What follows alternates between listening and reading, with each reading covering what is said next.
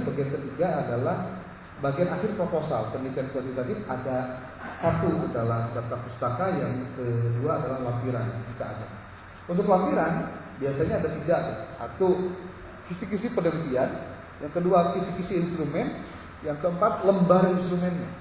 Dari mulai wawancara, observasi, studi dokumentasi, atau tes, atau juga angket. Itu untuk di lampirannya. Nah, Bapak Ibu, kalau ternyata pada saat sidang terjadi perdebatan terkait dengan variabel untuk diganti atau tidak diganti, itu silakan saja dipertimbangkan, disesuaikan dengan kapasitas Bapak Ibu dan memahami substansinya. Ada yang paling penting kan bukan hanya ngaganti KB anu geus diajukeun ke mahasiswa, tapi relate-kah atau relevankah si variabel yang dibuat oleh si mahasiswa dengan rumusan masalahnya, nyambung atau tidak? Kalau tidak, ya berarti harus dirubah. Kalau ternyata nyambung, ya kenapa tidak? Dilanjut. Pasti revisi itu kan minimal ada 2. Ada revisi mayor, ada revisi minor. Revisi mayor itu yang harus ngebongkar isi, Pak. Susunan struktur itu biasanya berubah. Kalau revisi minor, biasanya kesalahannya di typo, di redaksi, kemudian di pengutipan, teknis-teknis saja. Gitu. Nah, nanti Bapak Ibu akan diberikan penilaian menurut Bapak Ibu proposal yang dibuat oleh si mahasiswa ini termasuk revisi yang mana? Minor atau mayor?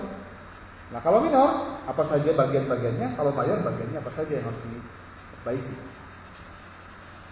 Bapak Ibu, lalu untuk ini sekarang kita masuk ke skripsinya. Di kuantitatif Bapak Ibu, di sini ada strukturnya. Laporan hasil penelitian kuantitatif, di sini ada bagian awal, bagian akhir, bagian inti dan bagian akhir. Nah, saya mulai dari yang pertama Bapak Ibu.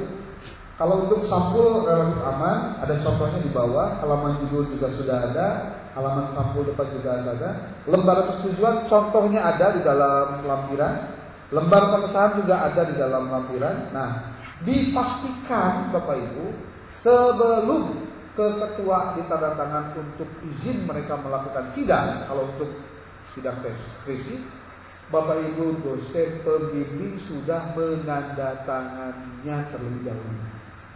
Ya. Jadi jangan sampai dikosongkan terus mahasiswa sidang minta tanda tangan ketua langsung, itu jangan sampai terjadi. Ya. Kemudian pernyataan keaslian. Kemudian ada kata pengantar, daftar isi, daftar tabel, gambar, daftar lampiran, transliterasi, itu ada contohnya struktur transliterasi, lalu abstrak. Bapak Ibu mohon pertama kali yang dibaca oleh Bapak Ibu pada saat akan mendeteksi hasil pekerjaan mahasiswa yang sudah selesai, itu baca abstraknya Pak. Judulnya ada. Untuk abstrak ada contoh abstrak di sini. Lampiran berapa nih? Ini lampiran 7, lampiran 8, lampiran 9, lampiran 10, 11, halaman 78. Coba ya. Iya, nak ulang ya.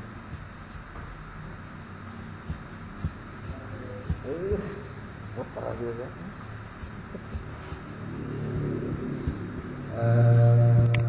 Halaman 78, silahkan dibuka Bapak Ibu. Ada abstrak di sini nih, Bapak Ibu bisa dilihat. Ini abstrak, ini ada nama mahasiswa, ada tahunnya, ada judulnya. Lalu di sini ada berapa paragraf. Ini juga paragrafnya dihitung Bapak Ibu. Jangan sampai tidak dihitung.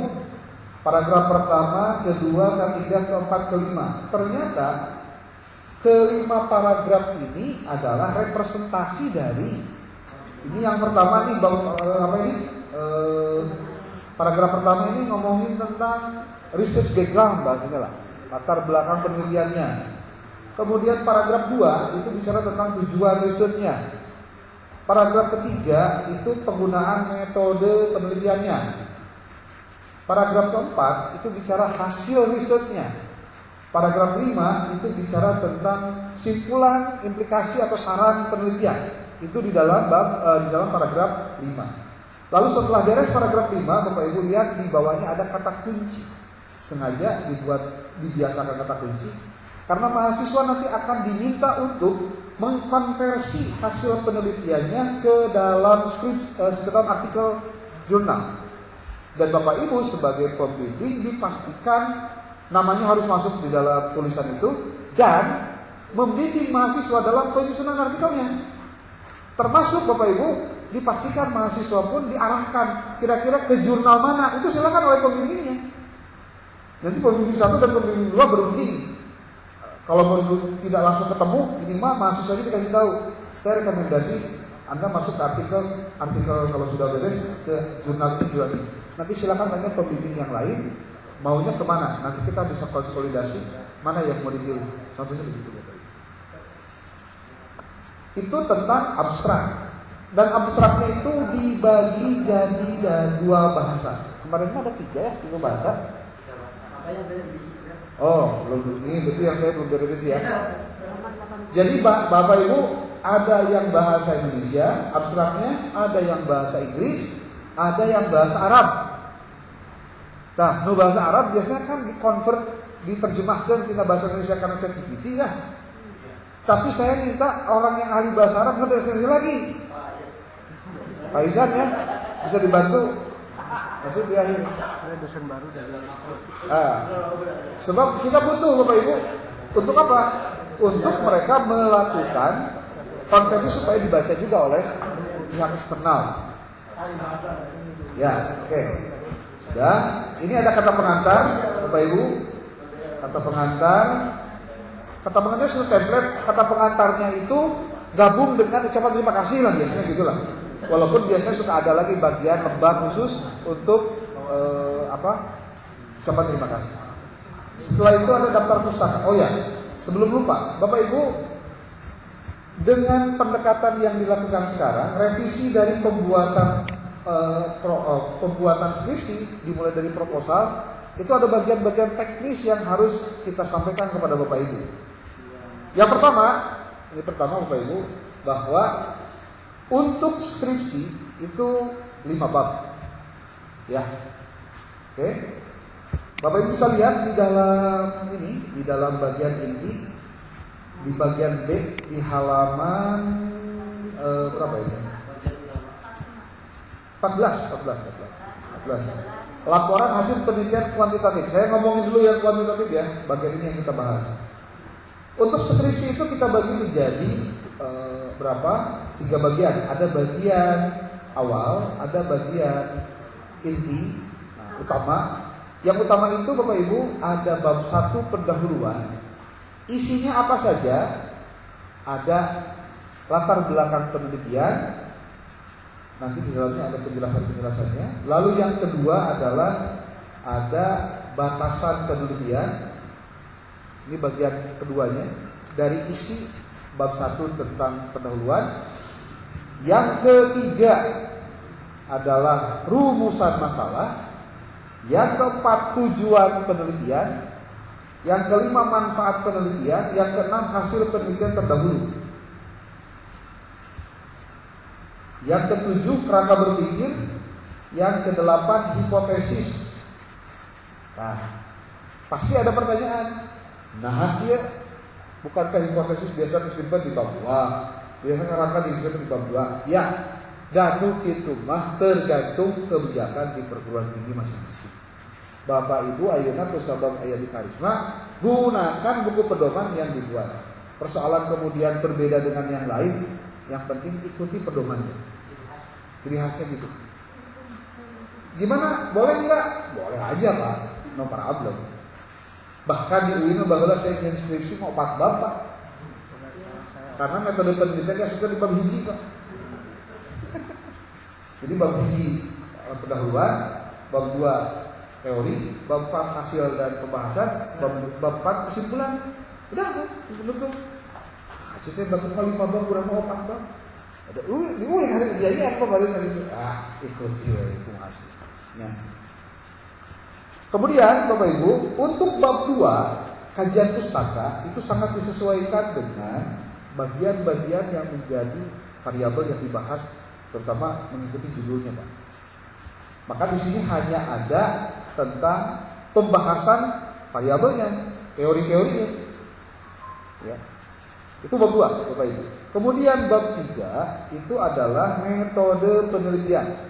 Pembagiannya sebetulnya sama dengan bagian di proposal tadi, cuma dipindahkan jadi bab 3. Diperluas untuk lebih dikembangkan. Ada pendekatan dan jenis penelitian. Bapak Ibu silakan buka halaman 23. Lalu ada yang kedua, jenis dan sumber data. Yang ketiga, populasi dan sampel, instrumen penelitian. Kemudian teknik pengumpulan data dan teknik analisis data. Kemudian yang ketujuh ada lokasi dan waktu penelitian. Bapak Ibu, beberapa tempat ada juga lokasi dan waktu disebutkan di awal. Cuma di akhir hendak utama gaya ngumpul Pak, ya, gaya ngumpul. Tapi substansi untuk penelitian kuantitatif di bagian bab 3 itu ada 7 poin ini Pak. Ulah KPK ke mahasiswa mereka tidak mengikuti tahapan ini karena harus seragam. Kalau tidak seragam malah jadi salah Pak. Kemudian bab 4 itu adalah hasil dan pembahasan penelitian. Isinya hanya ada 2, yaitu pertama hasil penelitian, yang kedua pembahasan. Sudah, tidak ada yang lain. Nanti di kuantitatif Bapak Ibu itu harus mendeskripsikan apa yang menjadi temuan hasilnya, bagaimana deskripsi datanya, bagaimana analisisnya, bagaimana pembahasannya, hipotesisnya seperti apa, itu dibahas di sini.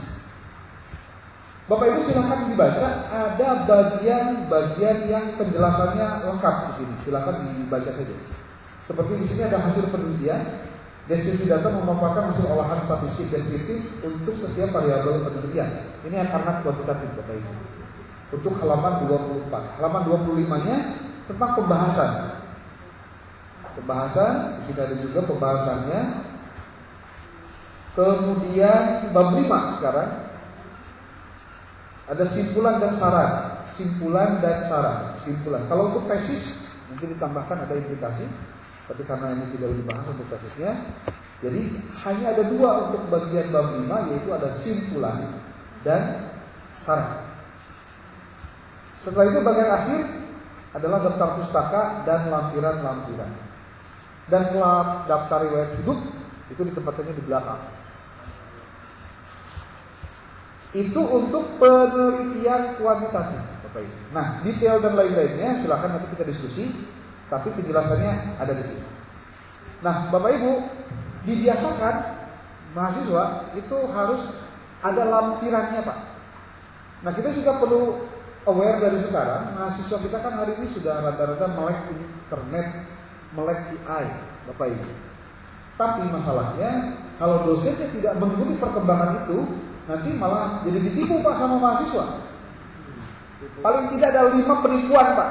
Saya menyebutkan 5 penipuan. 1 itu penipuan redaksi kalimat. Itu diambil semuanya dari ChatGPT Pak. Itu penipuan. Berarti dia tidak ada kontribusi apapun Pak. Yang kedua itu dari sisi referensinya Pak. Jadi yang pertama itu redaksi. Yang kedua referensi.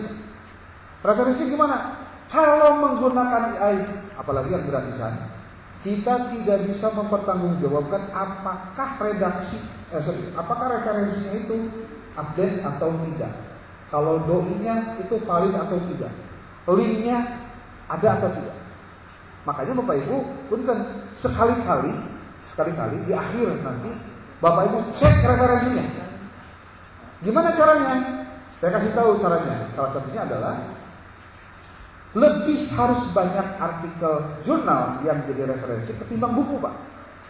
Dan untuk referensinya wajib mencantumkan DOI. DOI itu Digital Object Identifier, alamat digital artikel jurnal. Atau yang kedua, tidak hanya artikel, sebetulnya buku juga bisa pakai DOI. Yang kedua adalah mendeteksi apakah URL-nya ada atau tidak. Jadi 2 saja Pak, deteksi domainnya, yang kedua deteksi URL-nya. URL-nya alamatnya www.com itu ya, HTTPS. Kalau nanti bisa dicek, nanti kita bisa cek Pak, caranya seperti apa dan lain-lain. Itu referensi Pak. Ya. Yang ketiga itu adalah masalah instrumen, Bapak Ibu. Kebohongan penelitian itu paling tidak karena dia tidak bikin instrumen. Atau instrumennya tidak berdasarkan pada rumusan masalah.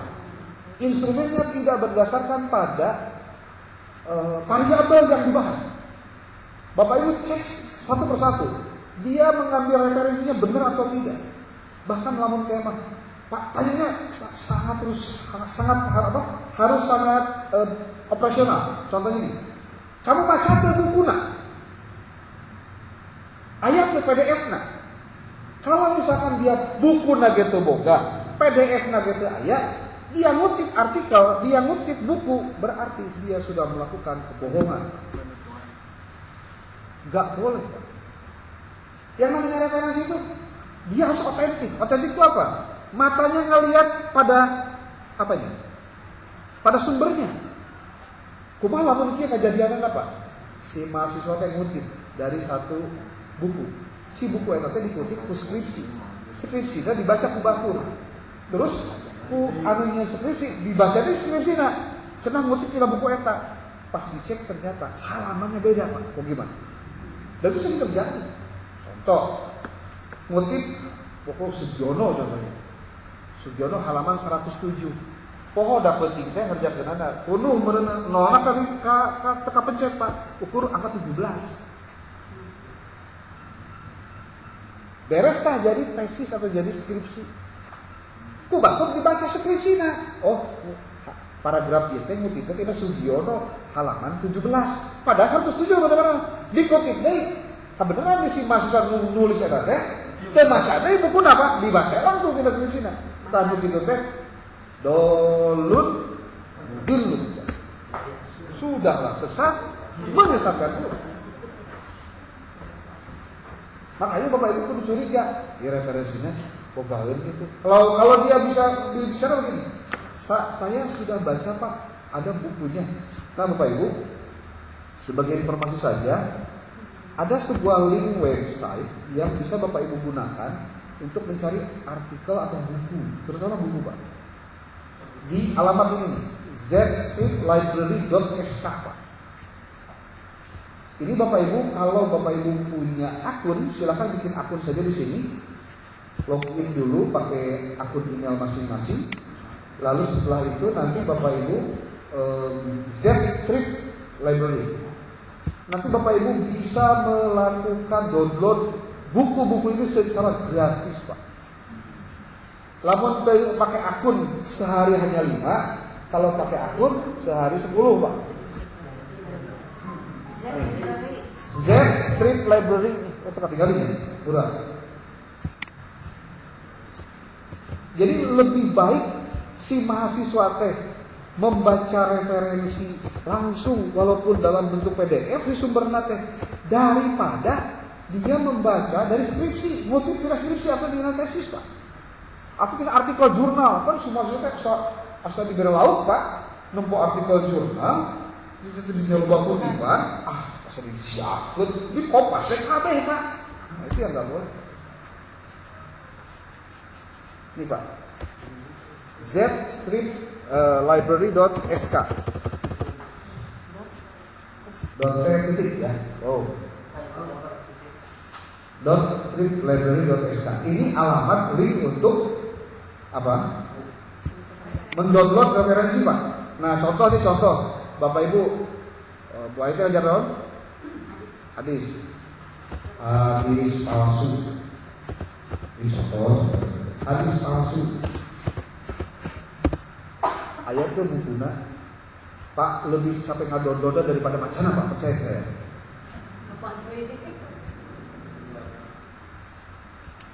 Oh, sudah belum ada ini. Pasal hadis naon? Jarang ayat buku hadis palsu, tapi saya ada hadis. Oh, ayat Bu. Panduan memilah dan memilih hadis sahih, dhaif dan palsu serta metode memahami hadis.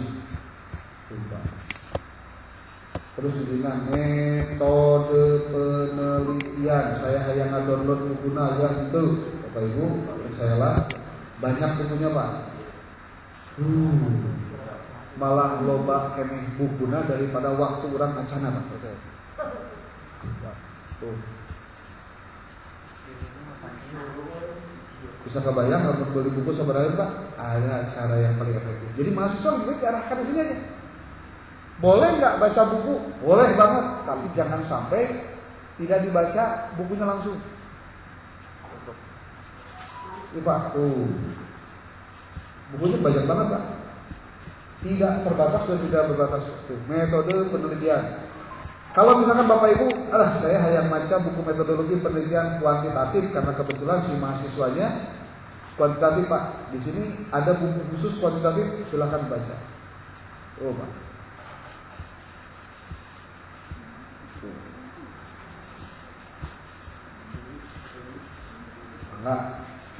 Nah, itu Pak. Tuh. Oke ya. Nah, kalau untuk artikel jurnal Bapak Ibu, kita sudah menyampaikan ke mahasiswa untuk menggunakan perpusnas Pak. Istilahnya ini. Ini juga untuk buku Bapak Ibu bisa mengakses si mahasiswa untuk bikin akun di perpusnas. Bapak Ibu yang dosen juga sebaiknya juga punya Pak akun perpusnas. Karena untuk dosen yang suka bikin artikel, bikin penelitian, Bapak Ibu bisa melakukan download dengan sangat mudah karena oleh perpusnas disediakan langsung dashboard yang isinya adalah website-website dari jurnal-jurnal terindeks Scopus dan bereputasi internasional. Nah ini nih Bapak Ibu di layanan. Nah, kalau yang belum punya Bapak Ibu silakan membuat keanggotaan di sini. Tinggal memasukkan nik, email aktif nanti itu. Karena saya karena kebetulan sudah punya, jadi bisa langsung login 1755. Haratis Bu, haratis. Ibu Ali. Bukan daftar sana. Itu. Sama Pak Asep haratis. Iya. 7312 Oke, notifikasi apa sebutnya teh? Biar keanggotaan online. Ini Bapak Ibu. Ada keanggotaan online. Nah, lalu di sini ada kemarin ini nanti Pak Adi judul nanti? Hah? Oke. Perpusnas lagi ya, masuk perpusnas. Jadi Bapak Ibu, untuk referensi Anda bisa berlangganan untuk masuk di layanan e-resource ya.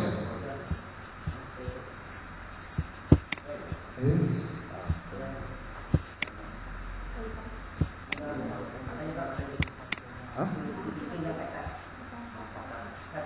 Iya. Nah Bapak Ibu, yang tadi saya sebutkan tuh yang ini nih. Kalau sudah punya akunnya, masuk itu ini nih keuntungannya Bapak Ibu. Nah ini Pak, iya teh apa? Jurnal-jurnal itu Pak tuh, termasuk ada Leo Aji, Kompas juga, ada Tempo. Mereka jadi perpusnas mayar kedingin untuk diakses oleh masyarakat Indonesia. Ini Scopus Pak, Taylor and Francis, Wiley, Springer, Science Direct, gratis Pak ini. Jadi menggunakan akun kita di perpusnas nyantolkan ke website ini. Contoh nih, yang ini Pak, Taylor and Francis, tautan diklik. Tuh, jadi link web nanti gitu Pak. e-resource perpusnas.go.id 2111 tuh. Dan ini bisa diakses oleh Bapak Ibu. Ya. Oke. Jadi ke mahasiswa kita sudah sampaikan mereka punya akun ini untuk bisa masuk mendownload, ngambil dan seterusnya untuk artikel dan juga buku. Kemudian selesai nih sudah untuk yang kuantitatif. Minimal Bapak Ibu baca dulu referensi yang dibuat, buku pedoman yang dibuat. Nanti jika ada yang perlu direvisi, kenapa tidak? Tidak ada yang abadi ya. Jadi kalau misalkan Pak, tahun depan ini bagian-bagian ini perlu direvisi, silakan diberikan catatan, nanti akan jadi pertimbangan untuk bahan revisi. Gitu. Lalu yang kedua, masuk ke penelitian kualitatif. Nah, Bapak Ibu, perlu saya sampaikan karena hari ini prodi yang sempro itu ada dua, PAI dengan PGMI. Kita sudah menyampaikan kepada mahasiswa bahwa tidak ada untuk proposal yang dibuat yang terkait dengan kualitatif konseptual, tapi mesti lapangan, walaupun kualitatif.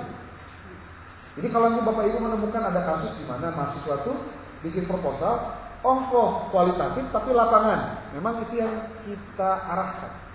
Jadi tidak lagi mereka kudu yang terkait dengan konseptual seperti pemikiran Kiai Haji bla bla bla bla tentang pendidikan seni. Itu kita tidak arahkan ke situ, Pak. Jadi arahkannya ke penelitian lapangannya yang disesuaikan dengan coupling dari PAI dan PGMI. Dan perlu diketahui Bapak Ibu, untuk kualitatif perbedaannya, kalau yang kita buat di dalam pendahuluan ini, di dalam proposalnya itu dari nomor A sampai H itu sama kecuali tidak ada hipotesis, dan di bagian metode penelitian itu ada nomor 3 kehadiran peneliti, yang lainnya sama. Karena memang kehadiran peneliti di lokasi penelitian wajib dilakukan, dan itu sebagai bagian dari confirmability dari penelitian kualitatif. Itu. Kemudian kalau untuk proposalnya, kalau untuk skripsinya Bapak Ibu, itu dibagi menjadi 3, ada bagian awal, ada bagian utama, ada bagian akhir. Saya langsung ke bagian awal yang abstrak. Mohon dibaca kembali. Abstraknya ada 3 bahasa, ada bahasa Indonesia, bahasa Inggris, dan bahasa Arab. Kemudian untuk bagian utama Bapak Ibu, itu ada bab 1 pendahuluan, sama saja seperti yang tadi, tidak ada perbedaan. Cuma mungkin yang harus dijelaskan kepada mereka adalah apa saja isi dari masing-masing bagian. Seperti di dalam latar belakang masalahnya kudu aya naon sih. Bapak Ibu, kalau untuk di penelitian kuantitatif, balik lagi nanti ke halaman 13, bagian ke-14, ada bagian ke-15, halaman ya.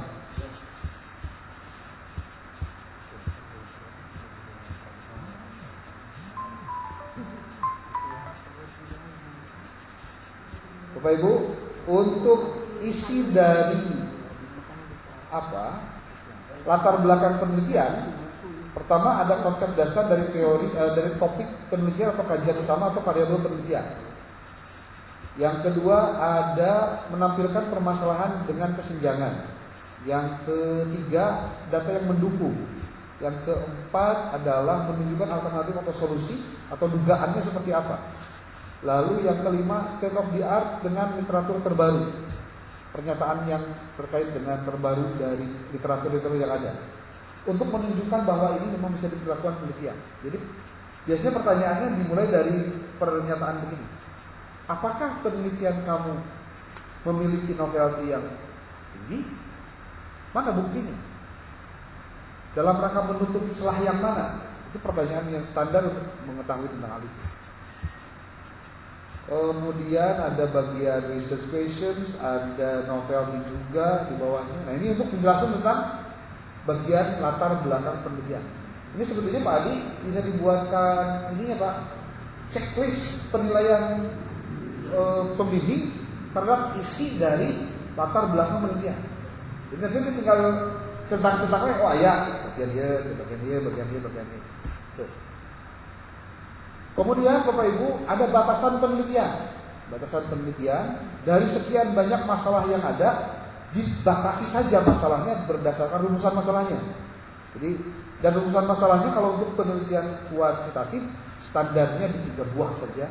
Kalau untuk di kualitatif bisa nyampe 4 atau sampai 5. Karena kualitatif memang suka ada bedanya, ya, bedanya. Kemudian ada waktu penelitian. Nah, untuk waktu penelitian boleh dibuatkan bentuk tabel. Ada dari mulai penyusunan, sempro, pelaksanaan apa-apa itu. Kemudian rentang bulannya juga berapa bulan. Pak Wakat, sidang teh bulan naon? Sidang skripsi, munakosyah. Itu juga jadi bahan pertimbangan kapan harus selesai pelaksanaan. Itu. Sudah, tinggal kitabnya lah. tinggal pedoman. Benar. Sidang skripsi. Berapa? Sidang skripsi tanggal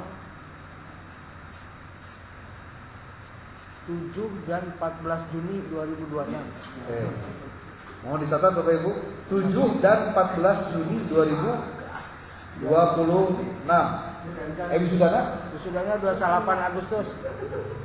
28 Agustus. Ada. Kudu ditetapkan di ayeuna anu puguh targetnya, Pak. Nah, berarti kalau misal kita sempro itu di akhir bulan ini keluar mereka bayar beres Bu Mas di bulan Februari ya, sebelum saum keluar SK, berarti itu dimulai bulan 2 sampai dengan bulan jadi Mei, Juni. berarti 2 iya. Mei aja lah. Februari, Maret, April, Mei, 4 bulan Pak. Makanya tuh beres 4 bulan. Nanti di SK ada tanggalnya. Ya. Iya, katakan. 4 bulan. Jadi Bapak Ibu 4 bulan melakukan proses bimbingan untuk masuk. Tapi 4 bulan itu Pak kudu sampai beres nyian artikel ilmiahnya Pak. Jadi jangan sampai hanya sebatas sidang skripsi hukum, tapi yang artikelnya jadi bimbingannya yang artikelnya. Itu keren jadi jasa. Harus nanti ditukar dengan itu. Jasa. Loana. Sudah. Sudah. Lembar itu ya. Oke. Nah Bapak Ibu, untuk bagian kualitatif ini juga sudah kita buatkan untuk bahan proposal dan juga skripsinya. Tadi ada perbedaan yang tadi sudah disampaikan. Lalu di sini ada laporan hasil penelitian kualitatifnya. Ini untuk laporan skripsinya. Ini ada bab 1 di halaman 30, 31, 32, 33 Pak. Silakan dibuka. Nah Pak Adi mungkin yang perlu disampaikan itu pertama, mahasiswa wajib menggunakan reference manager Pak. Sudah kita wajibkan. Tekniknya apa? Style 7. Jadi hanya nama dan tahunnya saja. Nama akhir dan tahun. Bapak Ibu, citasi itu bentuknya ada 2. Ini juga mungkin perlu disampaikan.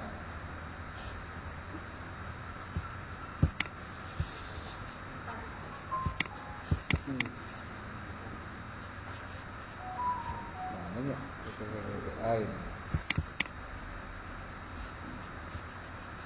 pengutipan ini Pak. Nah Bapak Ibu silahkan nanti diolah sedemikian rupa, karena mahasiswa juga kita sarankan untuk melakukan proses pengutipan secara otentik, relevan dan sesuai dengan bahan yang dikajinya.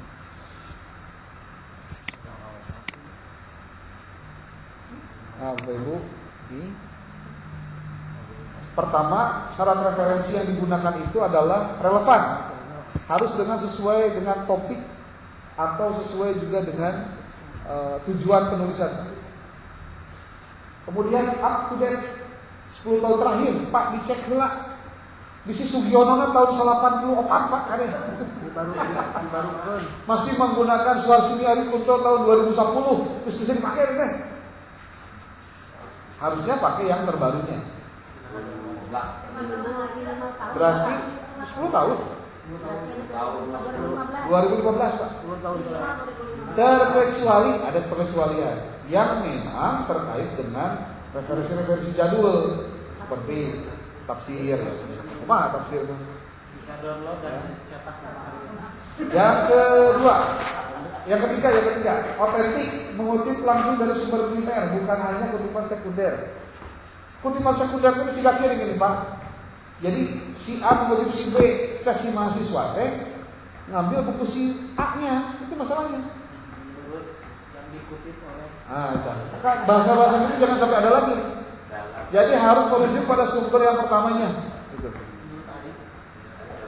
Yang keempat, otoritatif berasal dari penulis atau instansi yang diakui. Mohon hindari pengutipan dari Wikipedia, Blogspot, atau WordPress. Hindari Pak. Nggak boleh. Hah? Kalau untuk kutip korannya, beritanya boleh Pak. Tapi kalau untuk mengambil dari Kompasiana contohnya, itu hindari. Kenapa? Karena itu tidak bisa dipertanggungjawabkan. Suatu saat itu diganti atau hilang, nggak bisa dikutip lagi gimana? Yang kelima, verifikatif dapat dilacak kembali oleh pembaca setelah citasi yang jelas. Berarti perlu ayat, TW-nya, URL-nya. Itu harus ada disebutkan. Kalau dia apply. Yang keenam, etis dan proporsional digunakan secara jujur dan seimbang. Bapak Ibu, yang namanya referensi itu digunakan bukan sebagai pemanis atau kosmetik dalam sebuah tulisan, tapi dia harus dijadikan sebagai bahan analisis oleh si mahasiswa. Jadi kalau misalkan dia mungkin, tapi analisis kan, Pak diberikan catatan. Mohon ada catatan dan komentar atau analisis dari penulis terhadap pernyataan-pernyataan di atas. Jadi jangan sampai hanya mutip, tapi tidak ada analisisnya, ngapain? Nah, ini menggunakan apa style Pak? Kalau menggunakan apa style dan pakai reference manager, dipastikan urutan dan susunannya pasti benar. Jangan terkudu dimiring-miring dari Pak, otomatis Pak. Yang pertama ada penulis pertama, penulis kedua dan seterusnya. Kalau penulisnya lebih daripada 3 itu biasanya langsung at all Pak, ya, di dalam penulisan citasi yang dikutip dalam naskahnya. Ada nama penulis, ada tahun, ada judul artikel, ada judul bukunya, lalu ada penerbitnya siapa, kemudian ada volumenya keberapa, isu keberapa, dan halaman berapa. Ini belum lengkap sebetulnya karena belum ada doainya. Nah, Bapak Ibu, teknik pengutipan dalam naskah apa? Kita tidak gunakan yang ada halamannya Pak. Kita hanya gunakan yang ada tahunnya saja. Ini beberapa teknik pengutipan ya Bapak Ibu. Ini kebetulan yang pakai halaman.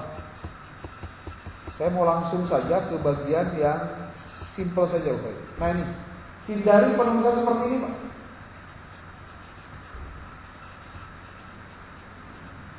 Nulis nanti salah gitu. Tinggalin Bapak Ibu. Coba di yang ini apa yang salah Pak dari tulisan ini? Betul, ada PEDD terutama halaman ya. Tapi apa yang salah Pak dari tulisan ini? Bukan. menurut tafsir dalam kurung. Harusnya begitu. Menurut tafsir, maksud tafsir itu 6 orang. Dalam kurung. Tafsir. Kurung buka 2019, kurung tutup. Nah, terus hindari juga tulis kayak gini Bu. Dikutip dalam Garuda, oleh Garuda, dalam Sinta, dalam terus pada dalam. Nah, Bapak Ibu, coba lihat ini. Untuk artikel itu kita mau artikel mau buku itu cita-cita ada 2, Pak. Ada citasi naratif, ada citasi parentetik, disebutnya parentetik. Citasi naratif itu kayak gini, Pak. Lihat coba. Al-Fari dan Agus 2024 menekankan bahwa kepemimpinan berbasis nilai Islam berperan penting dalam transformasi manajemen pendidikan. Ada yang disebut dengan citasi parentetik. Seperti apa contohnya?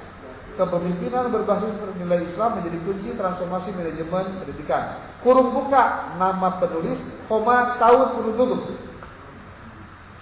Bapak Ibu, sampaikan kepada mahasiswa mereka juga harus tahu tentang teknik pengutipan seperti ini. Sebab dalam muda pasti dia akan hanya menggunakan parentetik kumpul. Belakang aja tuh.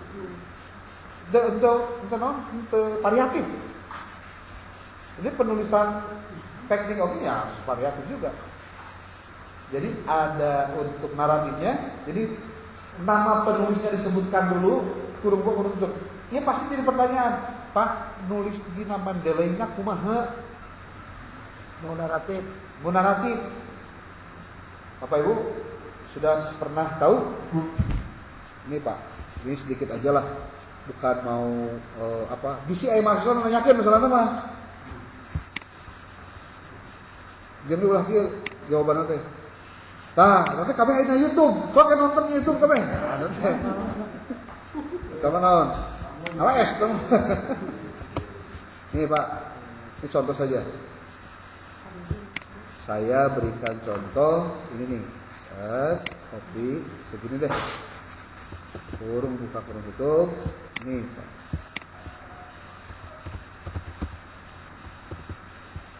Nih, ini contoh reference.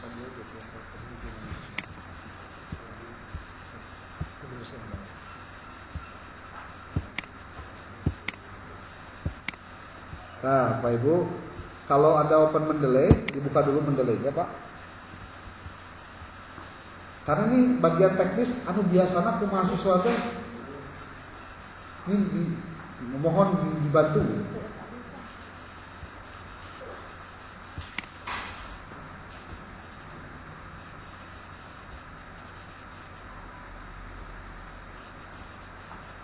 Melemot Pak Adi. Kehujanan. Hujannya ditiris. Kehujanan. Rumput. Tadi mah kehujanan. Hah? Ayo dia harus berada. Contoh saya mau ngutip menggunakan apa style 7 edition Pak, yang ini, select ini. Terus dan ceritanya di sini ada penulis namanya teh sahanya Yanto. Ya contoh aja nih. Yumnah. Kalau misalkan yang biasa kan begini Pak, yang parenthetic mah begini nih. Insertion Yumnah. Ini contoh penulisnya Yumnah. Nah, ya. Kemudian oke. Nah, biasanya kurangnya Pak, iya wetos. Kalau dia menulis begini, ini parentheticnya. Ya. Polanya penulisnya di belakang, tahunnya di belakang Pak, sebelum titik. Tapi kalau misalkan yang naratif Pak, kan kieu benar. Menurut Yumnah, terus kurung buka et al tahun nawe titik koma kurung buka 2023 kan kudu mah kieu nya. Tapi kan nulis itu bisa Pak, itu bisa kieu nulis lamun dina non dina Mendeley mah biasa langsung kieu pasti kieu lah ya insert Yumnah. Nah, pasti kieu Pak, nulis itu pasti kieu. Hasilnya begitu. Nah, pasti kieu. Cirinya kalau menggunakan Mendeley desktop, dia kalau di blok Pak, ada warna rada hilingan. Nah, sekarang problemnya gimana caranya supaya begini tapi jadi kieu? Tetap teridentifikasi. Cirinya kumaha lamun kieu teh? Bapak Ibu lihat di sini. Ini kalau misalkan kita klik insert bibliografi, maka akan muncul referensi ini Pak. Ya. Nah, sekarang kita hapus ini.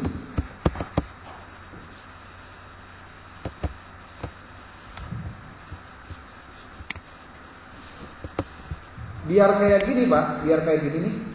Biar seperti yang saya warnai kuning ya. Sekarang saya warnai kuning.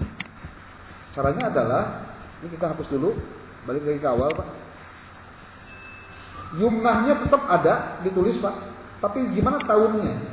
Jadi supaya tahunnya yang kena Pak. Insert Yumnah. Sudah Pak, diklik ini. Nah, nanti kursornya simpan di sini Pak, di bagian Yumnah. Kemudian ada klik suppress auto. Ketika diklik, Yang muncul hanya tahunnya saja. Nah, tahun ini hapus jumlah dia. Tapi jumlahnya dia tetap kayak. Nah, iya lamun di blok Pak, hidden. Tuh. Kuma. Nyambung kan? Lamun di blok, lamun di insert. Tuh, kalau orang ya. Tuh. Padahal yang nampilnya hanya tahunnya doang. Karena tadi suppress autornya diklik. Ngerti? Ya, gitu. Cukup lah. Artinya bisa parentetik, bisa naratif untuk melakukan citasi. Lalu praktek sih enak. Nah, begitu Bapak Ibu. Paling tidak Bapak Ibu kepada mahasiswa dipastikan mereka kita menjelaskan ini juga Bapak Ibu di dalam apa? Di dalam bahan itu, Bapak Ibu dia bisa lihat di halaman seberapa Mas itu? Yang ada 44. Kertasnya pakai 4. Kalau untuk 80 gram itu nanti pada saat dia cetak ijazah terakhir. Kalau pada saat bimbingan dengan Bapak Ibu menggunakan yang 70 gram juga tidak masalah. Ya. Tinta yang digunakan hitam. Kemudian foto atau tabel disesuaikan saja dengan warnanya Pak. Mau hitam putih, mau berwarna silakan. Oke. Kemudian formatnya menggunakan format ukuran hurufnya adalah Times New Roman ukuran 1,5 untuk spasinya Pak. Jenis hurufnya Times New Roman, ukuran hurufnya 12.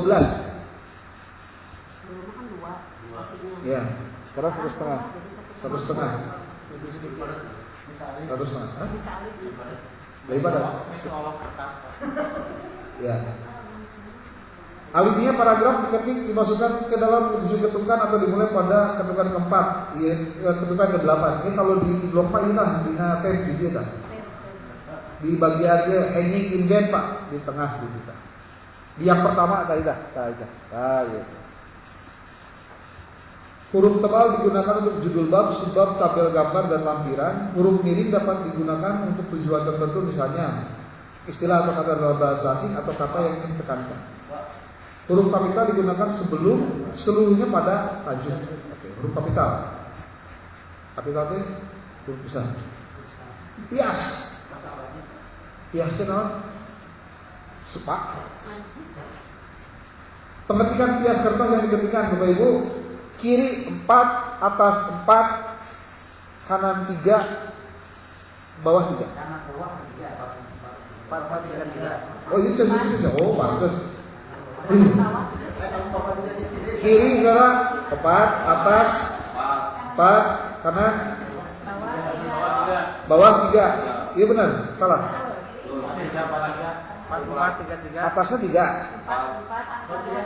Kalau dia buku itu kan? Iya saya belum di edit berarti. Iya betul. Oh, betul. Terus apa? Saya bawa perlu ini bahasa Arab. Enggak ada salah. Yang bahasa Arab itu fonnya. Oh iya. Berarti buku iya masih jadulnya. Apa dikirim dulu? Oh iya bisa direvisi malah. Oke. Terus berarti kita pakai iya pedoman baca buku ini nanti kita juga. Halaman berapa nih? 45. Oke. Oke, untuk penomoran halaman Bapak Ibu di situ ada diketik dalam angka Arab. Angka Arab itu 1 2 3 biasa Pak, jadi nolnya kita angka Arab ya. 3 kanan 2,5 cm dari atas. Setiap bab dimulai dengan halaman baru. Nomor halamannya diketik di tengah-tengah di bagian bawah halaman. Mahasiswa terangin Pak gimana caranya biar memformat tulisan itu supaya sesuai dengan yang dikehendaki dalam pedoman ini. Mana? Oh 45. Di bagian B itu Bapak Ibu kalau untuk menuliskan bahasa Arab, Bapak Ibu pastikan mereka mendownload dulu sebuah font file font dalam ini LPMK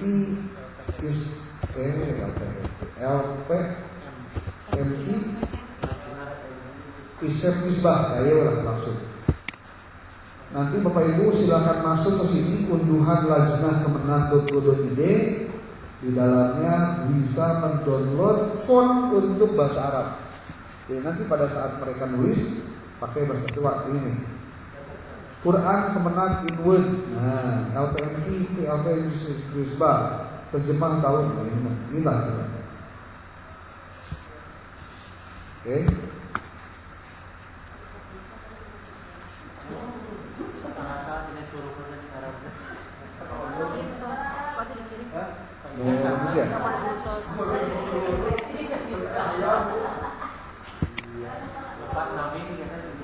Oke. Bapak Ibu coba lihat tulisan gambar Pak di dalam ini, di dalam apa? Halaman berapa itu?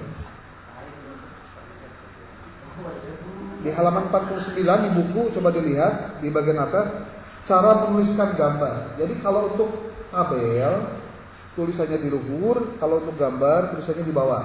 Jadi Bapak Ibu, gambar 2.1 contoh keterangan gambar. Itu untuk tulisan gambar 2 tulisannya hitam, sumbernya itu tulisannya tidak hitam, tapi kudu dituliskan sumbernya. Lamun si peneliti, si mahasiswanya mengolah sendiri berarti dokumentasi peneliti, bisa begitu. Jadi kira ayat sumbernya Pak di dalam tulisan gambar yang ini. Kalau untuk tabel, Bapak Ibu sudah disebutkan di sini ada keterangannya, satu spasi, tabel ditulis di pinggir dan lain-lain aja di sini dijelaskan. Keterangannya ini Bapak Ibu lihat, tabel 4.1 ringkasan siswa. Ini tulisannya hitam. Keterangannya ada di atas tabelnya. Ada terima gambar di bawah tabelnya, di bawah gambarnya ini di atas. Supaya tidak lupa Pak.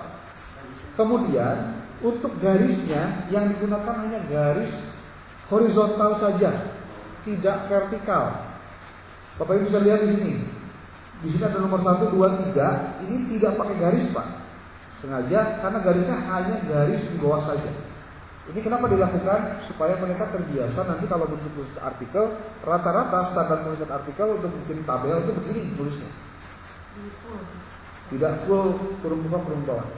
Dan ini juga untuk ketika saya coba cari alasan kenapa tulisan di artikel jurnal atau di penulisan-tulisan ilmiah cara menulis tabel itu tidak pakai garis semuanya, itu ternyata memudahkan mata ketika melihat posisinya dari kiri ke kanannya Pak.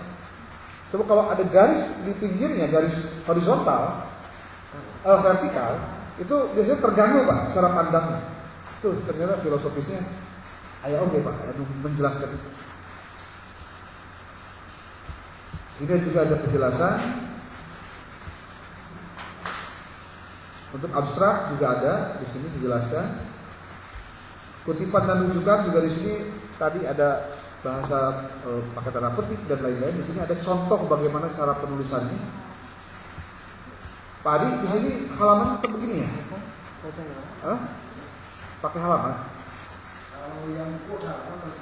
Oh iya, berarti yang buku pakai halaman, kalau yang jurnal tidak pakai.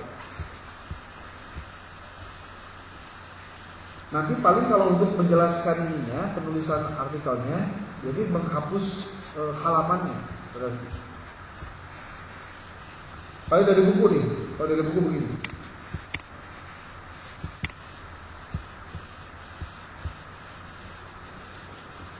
Oke. Kemudian penulisan bahasa asing dan bahasa daerah. Saya pikir di sini juga perlu disepakati adanya penulisan berdasarkan transliterasi. Makanya panduan atau pedoman transliterasinya harus dipakai Pak. Kemudian untuk penulisan ayat suci Al-Quran, di sini juga ada penjelasan tadi menggunakan bahasa yang tulisan yang standar yang bisa Ustaz tadi. Termasuk diambil dari Kemenang juga bisa diambil. Penulisan gelar tidak boleh dicantumkan kecuali pada bagian persetujuan, lembar pengesahan atau pengantar dari riwayat hudud. Di dalam naskah tidak perlu dicantumkan gelar. Penulisan daftar pustaka bisa menggunakan Mendeley dengan Zolero. Silahkan dicek Bapak Ibu. Di sini ada untuk Times New Roman 12 spasi 1, spasi before-nya 0, after-nya 6. Ini untuk penulisan daftar pustaka. Seperti apa itu dilakukan? Gampang Bapak, bisa dipraktikkan. Pengambilannya bisa dari artikel jurnal, bisa dari elektronik, bisa dari buku, bisa dari artikel, dari buku rampai, proceeding, silahkan. Oke, saya pikir secara teknis dan umum itu yang bisa disampaikan. Jika ada hal-hal yang mau didiskusikan, mangga dipersilakan.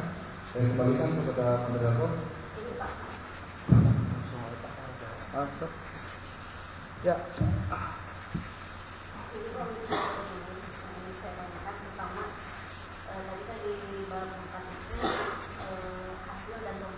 Ya. Nah, untuk profil sekolahnya atau untuk profil sebelumnya itu disimpan di mana? Ya. Itu yang pertama. Dan yang kedua untuk daftar pustaka tadi yang dicontohkan di apa itu memakai style apa? Tampaknya itu kan di kurungan. Nah kalau di sini itu ada yang tidak di kurungan, ini di halaman 54. Itu bagaimana itu Pak? Jadi pakainya yang mana? 54, 53 belum? 54 di sini. Oh, itu. Yang siapa Bu namanya? Yang ini yang Bisri Hasan Bisri. Oh iya iya. Oke, mungkin ini perlu direvisi di bagian ini Pak Adi. Ada di kurungan, ada. Ya. Kalau kita mau menggunakan reference manager, sebetulnya otomatis masih di kurungan. Nah, iya mungkin jadi bahan. Yang Samuel Hamilton ya, ini. Iya, di kurungan Pak Adi. Kemot. Yang ini juga Hasan Bisri 2001 tadi kurungan. Iya. Oh iya. Copy paste 2001 nak. Kalau yang ini betul. Ini apa-apa di kurungan. ya, apa-apa harusnya di kurungan, Bu. Betul. Nah, tinggal kita revisi Pak Adi. Oh, ini yang ada dua pengalaman bersama juga tidak di kurungan. Oke, siap. Ini juga sama Pak Adi untuk besaran Imran. Ini kopi kurungan semuanya di Pak ya. Pamilina Mendeley mah langsung otomatis Bu. Dikurung nyalira itu tuh. Ya. Tuh, tinggal kita. Jadi revisi buku pedoman yang PDF-nya bisa download di website Kamsa. Sudah ada. Saya. Nanti direvisi. Ini Bu, tuh. Ini artikel jurnal tuh pasti di kurungan. Buku gimana? Sama buku kayak contoh ya. Jadi ada yang manual kan gitu tulisnya. dari surat di pertama yang enak artikelnya. Mungkin tambahan Pak. Ya. Wajib mensitasi tulisan dosen. Iya. Tuh. Biar Ya. Tahun sebelumnya ya dalam konsep yang mengharuskan dari Al-Quran satu ayat Ya. atau dari hadis gitu Pak. Ya. Ada. Apakah sekarang ini sudah seperti itu? Itu yang pertama. Sebelum pendapat ekspor atau ahli ya menurut salah satu ayat dari Al-Quran maupun hadis, karena kayaknya wajib ya. Ya. Terus yang keduanya tadi ini apa tulisan yang relevan yang saya itu Pak. Itu mungkin disepakati hanya satu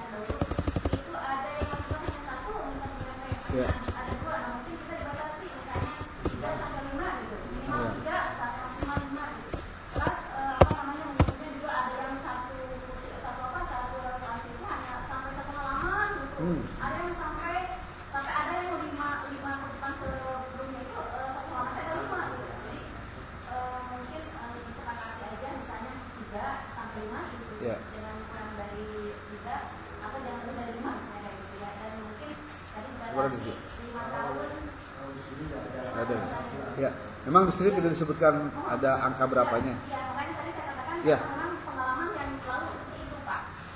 Badai seberapa? Sok, mangga. Minimal 3 maksimal 5. Biar nggak banyak juga sih. Minimal 3 maksimal 5. Iya, Ya. iya, Pak, ya. Jadi uang minimal itu sepakati semuanya minimal 3, maksimal Ya. minimal 3, maksimal 3 sampai 10 mungkin bisa Bu. Itu bisa kenapa? Karena yang campuran hanya nama dan 3 tahun lalu hasilnya. Lalu pilihannya. Yang penting untuk pastikan di paling bawah itu harus ada distinksinya apa gitu. Pernyataan si Iya, iya. Kopi Hidden. Makanya Ada jadi pembahasan. pengalaman yang baru ya Pak. Jadi ada yang satu catatan itu sampai ada 1 halaman lebih gitu loh. Ada yang 1 halaman itu 5 disebutkan hanya tidak distintif yang jelas itu tidak disebutkan dari ini. Atau yang judulnya itu sama persis gitu dengan yang dia gunakan gitu ya. Tidak ada perbedaan, hanya bedanya lokasi yang kembali gitu. Jadi mungkin sepakati bersama. Ya. Ya, Prof, mangga. Saya kira untuk pustaka yang terdahulu atau hasil dari presentasi terdahulu itu nanti akan menunjukkan nanti perbedaan atau distinksi antara yang diteliti oleh dia dengan yang lain. Saya kira memang harus ada minimalnya, ya. Minimalnya bisa 3. Kalaupun maksimalnya ya berapa aja dia mau. Karena kalau bisa jadi kan kalau lebihnya itu kan kadang-kadang penelitian itu hampir mirip gitu ya. Tapi ini saya kira kalau boleh minimal 3. Ada pun misalnya lebihnya mau berapa juga sesuai dengan kapasitas atau kemampuan dia baca. Gitu. Kemudian juga di penelitian terdahulu itu juga jangan hanya mencantumkan bahwa sudah diteliti oleh A dan sebagainya ini kemudian dengan dan yang lainnya, tapi juga harus dia itu bisa menjelaskan dia meneliti tentang apa. Misalnya Adi tentang judulnya ini di mana dia meneliti tentang A. Misalnya Asep di mana meneliti ini tentang ini. Jadi ada semacam uraian-uraian dari apa yang dia diteliti oleh pendahulunya. Ada uraiannya hanya ditulis penelitian A di mana dia tidak jelas dia meneliti apa. Hanya abstraknya aja yang bisa. Jadi, Prof, mungkin jalan tengahnya apa yang ditulis dalam tabel itu harus dideskripsikan gitu ya. Ya, ada deskripsinya. Iya, deskripsi. Sehingga nanti akan menunjukkan perbedaan antara peneliti A, B, C, D, dan peneliti A. Siap. Siap. Nanti kita akan sampaikan contohnya lah ya. Nanti contohnya di gimana nanti. Oke, tadi dibuat tadi. Ya. Oh, udah ada. Bisa dulu. Berapa ya? Ada grup khusus pembimbing. Harus dibuat sekarang. Yang hadir hari ini dibuat grup. Oh iya. Bu Wai, pertanyaan yang pertama belum dijawab. Ya, profil gimana? Yang profil. Jadi dia Bu, pertama mungkin semua disimpan di lampiran. Lampiran. Sebab kadang-kadang gini, jebakan Batman mahasiswa adalah Buat grup. tembel. Naon? Profil sekolahna ari eusi bapak teh seumprit. Apa ai mahasiswa teh bisaan kita WC disebutkan sebenarnya lulus. Ari eusi na 4 lembar mah. Ongko bab 4 bener-bener 4 lembar kalau eusi na. Ampun. Antara naon nu ditulis jangan diomong nanti bener kedua bab 4 lembar Pak. Nu tebel naonana? Lampiran tadi. Risiko kepala sekolah ada seberapa hiji tahun ke tahun. Ayolah kepala sekolah ada 20 kumaha Bu? Tiap tahun ganti hari ini. Jadi simpennya di lampiran, Ya.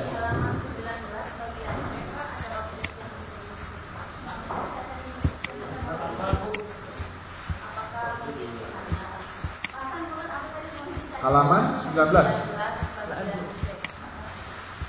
19 kan?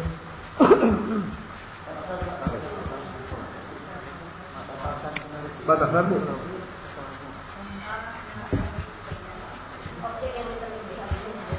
Oh, iya merenang tah.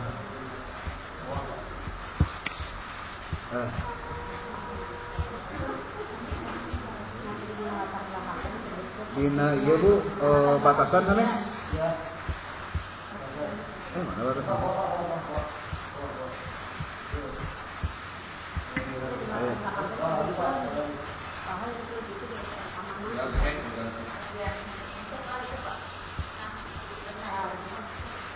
Oh, iya.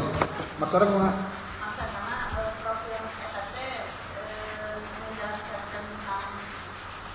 Oh, jadi gini Bu, yang dimaksud dengan pernyataan objek itu adalah ketika ini kan ada di dalam pembahasan batasan masalah. Jadi biasanya penjelasan dari pembatasan masalah berkaitan dengan objek itu adalah bicara tentang bahwa lokasi yang diteliti itu dibatasi hanya di mana. Pembatasannya di situ. Jadi kalaupun nanti penelitian hasilnya seperti apa, ya karena penelitian di situ gitu maksudnya. Oh enggak, bukan. Yang disebut dengan batasan masalah itu adalah ibu membuat narasi, mungkin bentuknya pointer-pointer, yang itu adalah memudahkan orang kenapa ibu dari masalah yang banyak dalam latar belakang itu dibatasi hanya beberapa saja, dan itu yang kemudian menjadi judul gitu. Mungkin begini, Ya. takutnya mahasiswa beda pemahaman. Ya. Poin-poin gitu, Oh, misalkan iya. masalah A variabel yang diteliti dibahas, B ini sebenarnya kan tidak seperti Tidak. itu, tapi dalam bentuk deskripsi. Deskripsi, Itu pointer juga bisa. Jadi paragraf itu dalam bentuk paragraf tapi memuat itu, Ya. gitu kan? Jadi contoh batasannya dimulai dari batas. Jadi ini bukan yang disebut batasan penelitian itu bukan keterbatasan penelitian kan ya? Bukan. Ada lagi bagian keterbatasan penelitian nanti di bagian bab 5 nanti ada keterbatasan penelitian. Ini mah batasan penelitian itu si penelitian itu hanya di ruang lingkupi di sini gitu nah. Ruang lingkup ini. Tuh. Batasan penelitian adalah bagian yang menetapkan ruang lingkup penelitian dengan jelas, termasuk variabel yang diteliti, objek penelitian, waktu penelitian, lokusnya dan lokasinya. Nah, batasan ini menjadi sangat penting untuk memastikan bahwa penelitian fokus pada aspek yang relevan dan terukur saja, serta dapat memberikan hasil yang valid dan dapat dipertanggungjawabkan. Nah, adapun elemen yang harus dijelaskan dalam batasan penelitian itu adalah, nah itu tadi mungkin bukan B ini A-nya. Celok. Otomatis misalnya Tuh.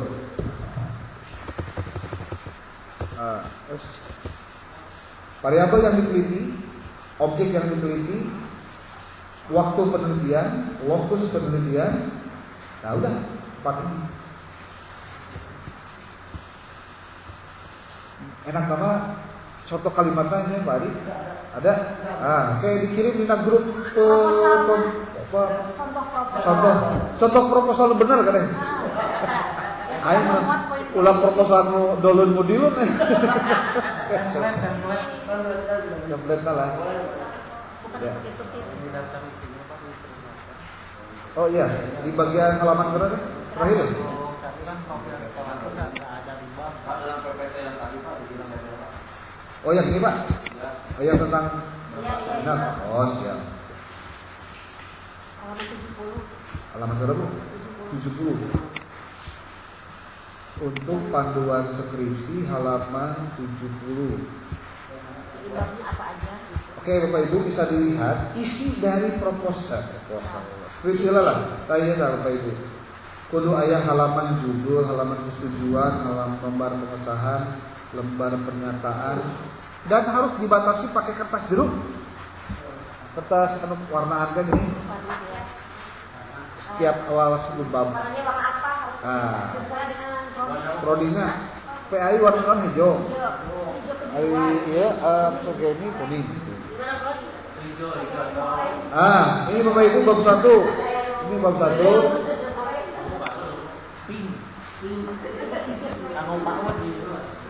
Lalu ada kajian pustaka Bapak Ibu, variabel X, variabel Y, ini kebutuhan David. Ini bagian bab 3 untuk metode penelitian. Beda lagi. 5 lamanya.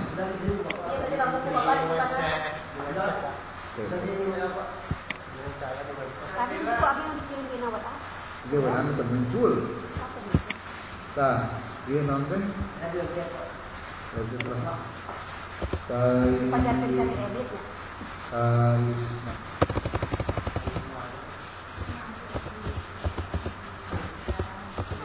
Oh, nah terus.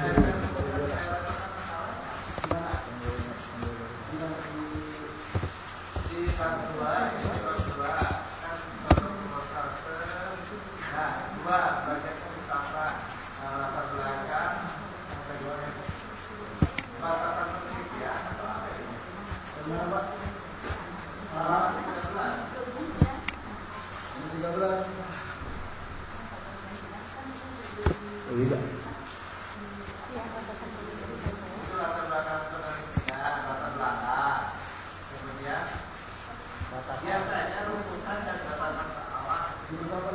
Rumusan ada di bawah C. Poin C. Di halaman 70 aja barusan yang ambil nanti dapat isi dapat isi. Oke. Nah, iya lah ya. PDF nak.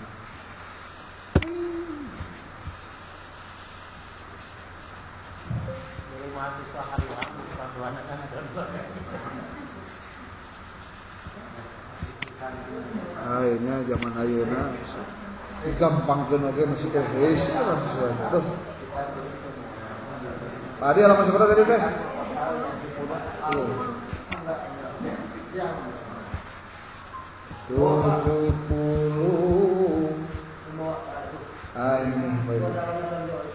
Ini contoh lampiran untuk isi skripsi, Pak. Daftar isi, halaman judul, lembar persetujuan tim pembimbing, lembar pengesahan, lembar pernyataan atau pengantar, daftar isi, daftar tabel, daftar lampiran, dan transliterasi abstrak. Kemudian untuk bab 1 pendahuluan berugi nyata Pak. Jadi si A nanti luhurun baik Pak. Si B nanti sabaraha spasi di ketuk Pak. Kemudian setelah itu bab 2 kajian pustaka, landasan teologi. Nah ini ya lurusnya teoretis Pak. Jadi namun tadi muhasana naroskeun ayat Al-Qur'an di mana disempena salah satunya di dalam landasan teologi. Ya. Ya. Ada yang memang pembimbing sama penguji itu karena diserahkan mewajibkan salah satu ayat Al-Qur'an itu dimasukkan gitu. Ya. Ada arti yang ada waktu itu sesuai dengan judul gitu loh. Kalau misalnya judulnya memang tidak ada itu ya makanya belum juga sepakat. Ya. Memang harus Harus. PAI karena untuk apa namanya sistem dari Al-Qur'an. Tuh. Menunjukkan kemampuan bahwa mahasiswa juga bisa gitu dan kan saya juga selama ini untuk kalian wajib lah itu kalian mengambil salah satu ayat dari Al-Qur'an untuk kalian. Jadi Bu Dokter, pertama ayat Al-Quran dan hadis itu kalau untuk level skripsi yang ada di Karisma kayaknya harus jadi wajib. Judul apapun. Judul apapun. Nah kalau itu kan berarti kita wajib gitu Ya. kan. Nanti yang relevan tidak hanya PAI Pak. PGM ini kayak ekonomi syariah, kayak KPI, ini jadi ciri khasnya. Betul. Betul. Jadi sok aya pertanyaan dia naon bedana PAI UPI jeung PAI STI Karisma mau di antarana itulah gambareun di UPI oge nama PAI pasti aya alih gambaran kan. Posisinya apakah di luar, di latar belakang? Nah, betul. Bu, sepengetahuan saya nanti boleh dikritik ada dua tempat di mana ayat Quran dan hadis bisa ditempatkan dalam skripsi. Satu di latar belakang penelitian, satu lagi di dalam landasan teologi ini.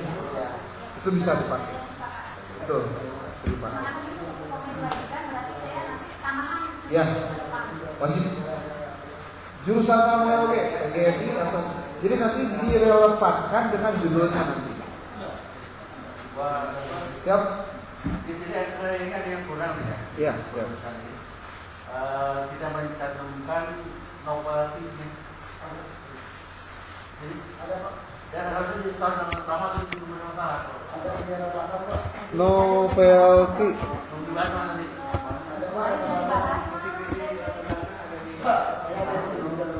Di penjelasan latar belakang. Ada tadi sudah dibahas.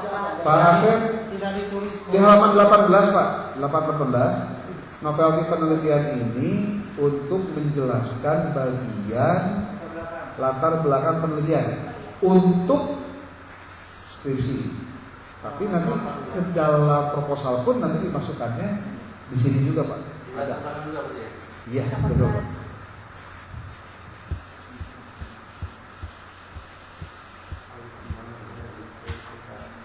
Novelty ayat 6 kata. Ya. Oke. Enggak? Lanjut. Bebas, enggak? Siapa? Tadi saya tambahan. Pak Wakat 1 mungkin udah tambahan.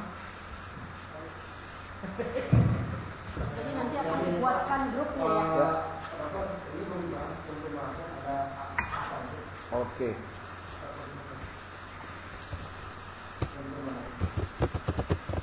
Pembahasan di halaman 42 bukan? Bapak Ibu, untuk bagian bab 4 itu kan kita bagi Pak, mau kuanti mau kuali juga sama ya, dipisah antara apa temuannya, apa pembahasannya. tidak ada profil sekolah. Ya, tidak ada profil sekolah. Profil sekolah simpen di lampiran ya. Simpen lampiran. 200 halaman terbayar. WC juga tanah bersengketa ya. Ya. Oke, Bapak Ibu ingat di dalam hasil penelitian dia hanya mencantumkan berdasarkan alat pengumpul data, Pak. Jadi kalau alat pengumpul datanya adalah wawancara, observasi, studi dokumentasi, maka tidak boleh ada sitasi kecuali dari 3 ini. Kalau untuk penelitian kuantitatif, Bapak Ibu, di dalam bagian hasil penelitian hanya diambil dari angket atau tes saja. Tidak dari yang lain. Kalau kuantitatif, kalau kualitatif mah boleh dari wawancara, boleh dari observasi atau studi dokumentasi. Rujukan pengambilan hasil penelitian. Artinya dalam penelitian, dalam hasil penelitian di bagian A di bab 4 tidak ada citasi dari referensi Di awal ya, yang di hasil penelitian. pembahasan. Oke, baca. Jadi karena kita pisahkan supaya apa? Bapak Ibu, hasil penelitian ini nanti apa yang harus dituliskan berdasarkan rumusan masalahnya. Jadi ulah tepika nu dibahas dina hasil penelitian itu bukan rumusan masalah, Pak. Karena tujuan dari penelitian itu hakikatnya menjelaskan dan membahas atau menjawab rumusan masalah. Maka nanti hasil penelitian itu kan A. Maka satunya itu adalah rumusan masalah pertama. 2 rumusan masalah kedua, 3 rumusan masalah ketiga. Nanti di pembahasan baru sama yang dijelaskan adalah rumusan masalah 1, rumusan masalah 2, rumusan masalah 3, tapi mengomentari, menganalisis temuan hasil atau hasil temuan di bagian awal. Jadi tidak boleh ada sitasi juga. Ya disitasi di situ kalau ada pembahasan. Kemarin ya ada kualifikasi sesuai dengan pendapat Anu ternyata gitu. Fakta yang di lapangan itu seperti ini, terus itu makanya Nah, Bu ini buku. Kita baca dulu yang bagian hasil. Hasil penelitian yang kualitatif dulu ya. Kita bicara yang kualitatif. Sebetulnya yang kuantitatif juga kurang lebih sama. disajikan dengan menjawab rumusan masalah dan pertanyaan penelitian yang telah ditetapkan. Bagian ini menguraikan berbagai temuan substantif yang diperoleh selama proses penelitian, yang jumlah dan ruang lingkupnya disesuaikan dengan fokus dan identifikasi masalah penelitian. Temuan-temuan tersebut merepresentasikan informasi baru yang digali melalui interaksi langsung dengan partisipan di lapangan. Ini karena penelitiannya kualitatif. Dalam penyajiannya, temuan penelitian didukung oleh bukti-bukti otentik seperti foto, dokumen, atau kutipan langsung wawancara dari informan yang kredibilitasnya telah teruji. Setiap temuan dilengkapi dengan penjelasan mendalam yang memperjelas konteks, makna dan relevansinya dengan fokus penelitian. Penjelasan ini berfungsi untuk memperkuat validitas temuan sekaligus memberikan pemahaman yang komprehensif kepada pembaca. Penyajian hasil penelitian dilakukan secara sistematis sesuai dengan urutan rumusan masalah atau berdasarkan tema-tema utama yang muncul dari data. Contoh, Bapak Ibu melakukan coding kepada si mahasiswa untuk melakukan pengambilan jawaban dari wawancara, observasi, dan dokumentasi. Dari coding itu didapatkan tema-temanya. Ya sudah, itu yang dibahas. Nah, baru bagian yang B, bahas ini adalah pembahasan. Kalau sudah pembahasan, di situ ada hasil penelitian ini bersama dengan teori atau pendapat yang diungkapkan dapat memperkuat hubungan yang ada atau mungkin justru bertentangan dan menunjukkan perbedaan signifikan. Nah, untuk bagian pembahasan. Selain itu, pembahasan juga mengandung landasan teologi seperti istilah dalam mengkaji temuan hasil penelitian, sehingga memberikan pemahaman yang komprehensif dan multidimensi terhadap fenomena yang diteliti. Ini interpretasi temuan. Ya. Ya. Di abstrak itu terkadang kita tidak mengenalkan kecenderungan. Sekarang kita dibatasi menjadi di abstrak itu ada 5 paragraf. Ya. Di abstrak itu ada 5 latar belakang. Halaman 78 Di latar belakang di paragraf 1 alinea 1, alinea 2 tujuan gitu ya. Ya. Kemudian yang ketiga metodologi, paragraf keempat Hasil. yang kelima kesimpulan. Saran. Nah di latar belakang itu di dalamnya kan tadi sudah dijelaskan itu tentang keterkaitan dengan latar belakang lahirnya Lihat. hidup penelitian. Dan di sana juga disebutkan tentang deskripsi rumusan masalahnya secara umum. Hanya mungkin secara teknis oleh para pembimbing ini jangan lebih dari 1 halaman. Ya, harus 1 halaman. Sebelumnya ini setengah dan ini 1 spasi. Ya, bahkan ayat 1 setengah. Dulu terdahulu. 2 halaman kan pengalaman dari para pembimbing sama persepsi. Jangan sampai ada itu pernah terjadi 2 paragraf. Kemudian yang kedua tentang hasil ujian proposal. Karena selama ini kan sekarang oleh dibimbingnya oleh dosen wali untuk pembuatan proposal ini. Nah, nanti ketika ujian proposal kita berpedoman pada pedoman yang ada. Pedoman yang hanya nanti secara teknis kalau ada perbaikan yang memperbaikinya Uji. ke penguji datang, Ya. dan itu langsung ke APM untuk mengesahkan mengeluarkan SK. Jadi setelah nanti diarahkan juga mahasiswa itu. Dia bingung kemana saya nih menyerahkan ini hasil perbaikan proposal. Dulu kan di meja langsung dari proposal sudah diperbaiki itu sudah jadi bab 1. Enggak gitu. Ya, tidak juga di bab 1 ketika nanti sudah menerima SK pembimbing skripsi dan 2. Mungkin saja itu dilengkapi lagi, diperbaiki lagi. Dan mohon maaf kepada para pembimbing juga untuk membantu proses perbaikan proposal, hasil sidang proposalnya itu. Ya, mungkin ada beberapa perbaikannya disediakan oleh Siap. Kalau begitu Pak, penguji proposal yang penguji Pasti itu. Pasti. anak yang itu gitu. Jadi kan dia tahu kesalahan-kesalahannya saat Kalau itu nanti belum tentu juga. bagusnya.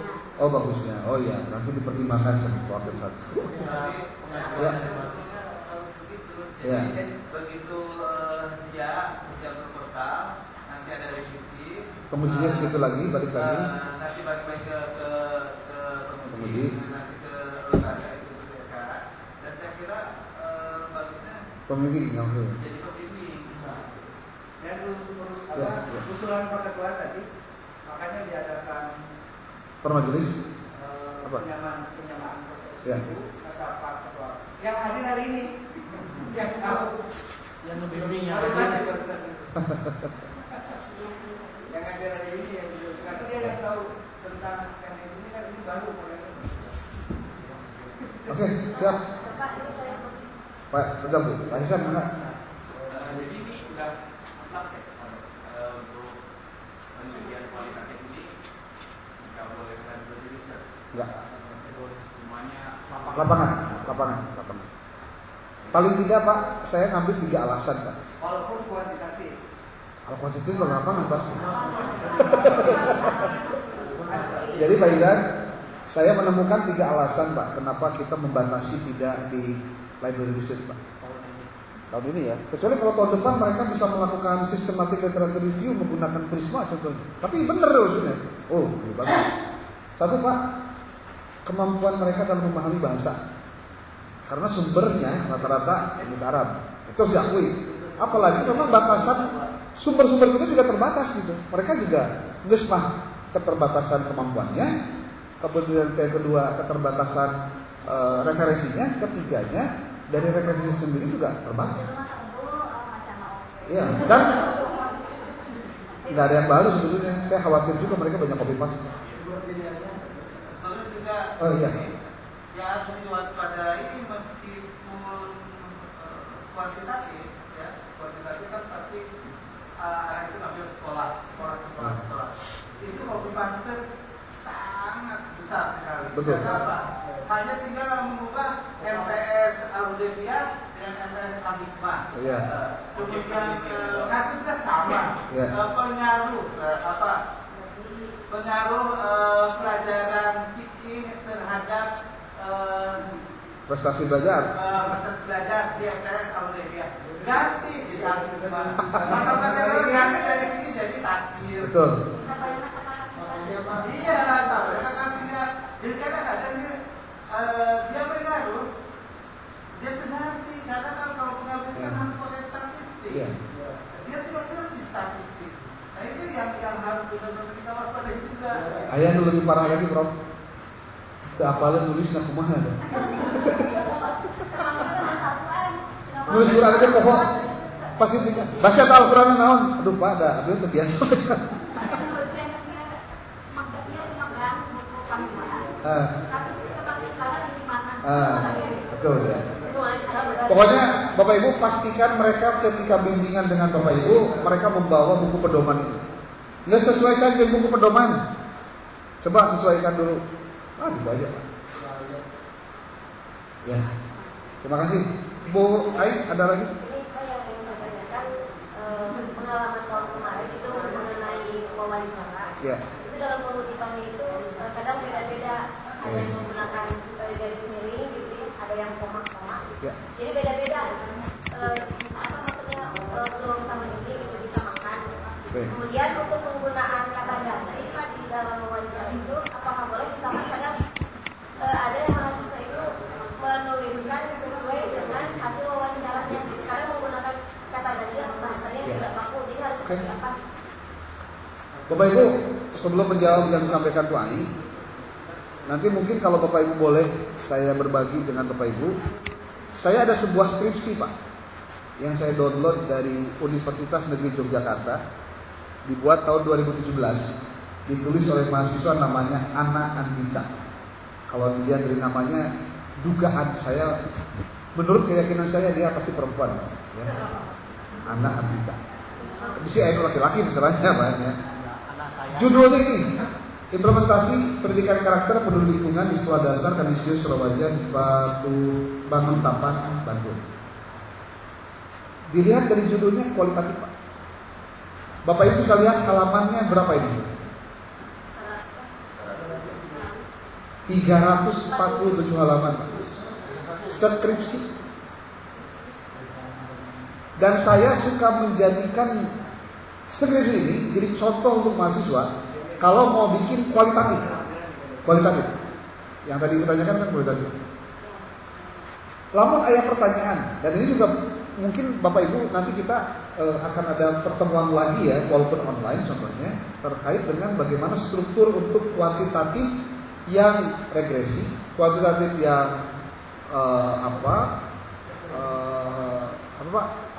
korelasi, atau yang komparasi. Itu rumusnya mau dipakai. Temen kalau misalkan pakai SPSS, kudu ngeklik data apa yang diperlukan, itu perlu dibahas. Saya nanti minta bantuan Pak Beni ya. Nanti Pak Beni sebentar. Nah, di kualitatif rata-rata Ibu Bapak tidak menggunakan teknik kualitatif benar. Ini saya kritik aja. Rata-rata kualitatif saya nyebutnya kualitatifan, Pak. Dari kualitatif yang betul itu, dia harus melakukan yang namanya triangulasi untuk memastikan datanya itu valid. Triangulasi itu, Pak, bisa triangulasi waktu, triangulasi teknik, dengan triangulasi sumber. Bapak Ibu percaya atau tidak, skripsi ini walaupun S1, dia menggunakan aturan penggunaan yang benar. Bahkan lebih ekstrimnya lagi, isi dari skripsi ini ukur 147 kalau tidak salah halamannya. Sisanya adalah lampiran. Tapi lampirannya sanes runtah atau sanes sampah, Pak. Ini contoh ya, saya perhatikan kepada Bapak Ibu.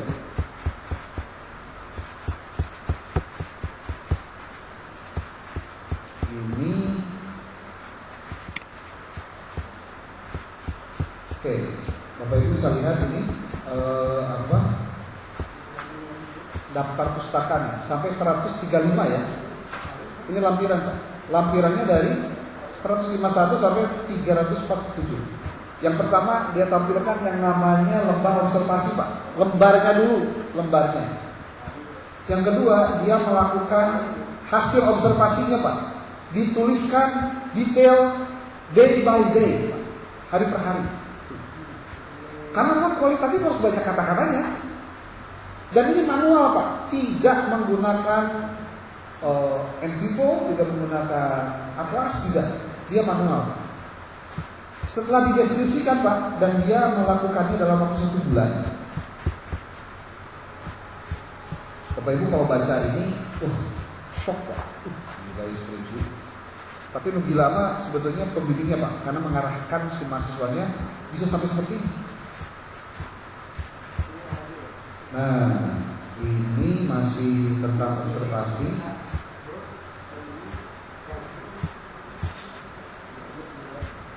Nah, ini Pak. Nah, ini daftar wawancaranya, Pak. Tadi observasi dah. Hasilnya, Pak, observasi. Ditulis, Pak, observasi. Day by day sesuai dengan instrumen yang dia gunakan. Ini daftar pertanyaan, Pak. Dia bikin daftar pertanyaan 3 untuk guru, untuk siswa dan kepala sekolah. Ini untuk kepala sekolah. Pertanyaannya ada 38. Untuk siswa, untuk guru ada 30 dan untuk siswa ada 29. Pertanyaannya. Bapak Ibu bisa lihat, ini hasilnya. Ini Pak, ini hasilnya. Dan Bu Ai, ini hasil yang sudah jadi bukan wawancara yang ada yang itu dihapus, Pak. Jadi sudah direduksi, sudah diperbaiki. Jadi langsung sesuai dengan tujuan jawabannya. Jadi tidak menggunakan kata ganti juga, iya, misalkan mereka. Enggak, ini coba lihat. Saya ini karena langsung dari wawancaranya. Ini berdasarkan apa? Pertanyaan kepada si kepala sekolah. Ini adalah jawaban dari guru, Pak. Ingat, narasumber pertama 2, 3, ada 3 guru yang ditanya. Ini ada 3. Lalu untuk siswa ini nanya ke 5 orang atau 6 orang ya? Kita lihat. Ada 6 orang Pak. Dengan pertanyaan yang relate dengan pertanyaan kepada kepala sekolah dengan guru. Karena nanti harus bisa ditriangulasi Pak. Kegiatan rutin apa saja yang dilaksanakan di sekolah yang berkaitan dengan pendidikan, karakter, perlindungan. Dan dia harus menuliskannya semua siswanya 1, 2, 3, 4, 5, 6. Bapak Ibu, ketika sudah beres nih hasil wawancaranya, dia melakukan proses reduksi Pak. Ini kalau pendidikan kualitatif, lampiran 9, reduksi penyajian data dan kesimpulan. Saya biasanya suka nanya ke mahasiswanya, di bab tiluna, mana masuk nuliskan Pak, tahapan penelitian itu kayak gimana gitu. Tapi ketika ditanya, di mana Anda menuliskan ini, di bagian mana deskripsi Anda, dia bisa ngejawab Pak. Soalnya rata-rata dia ngelihat skripsi yang sudah-sudah. Dan kenapa dong tos pakai kieu, eta masalah-nama. Jadi nu kudu bener teh lain contohnya sebenarnya mah pedoman penulisannya yang harus benar. Makanya ini Pak, ada reduksi penyajian data dan kesimpulan. Jadi semua tadi variabel, indikator, deskripsinya lalu disimpulkan per indikator Pak. Tuh disimpulkan. Ini can aya can enanon Pak 2017 bayangkan. Bayangin tulisnya Pak. Jadi melakukan reduksi datanya begini Pak. Disimpulkan semua yang didapatkan dari hasil observasi untuk indikator tertentu dia simpulkan terus begitu Pak. Beres itu Pak, yang luar biasanya nih. Ini saya muji bener ilmunya dia karena memang secara metodologi penelitian buat saya masuk banget tuh. Saking kuloba jadi liar Pak macam ini. Nah, ada lagi pembiayaan bagian ini Pak.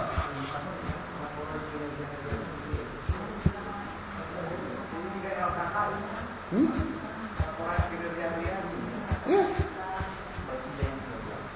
Orang tuh lupa Pak bahwa penelitian kualitatif itu banyak kata-kata dan mereka banyak memilih kualitatif karena nggak mau ngitung. Masalahnya apa?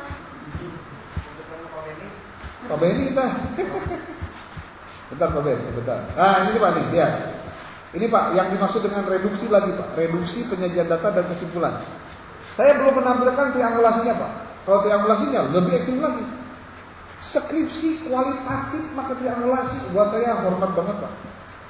Karena tesis pun rata-rata terpakai.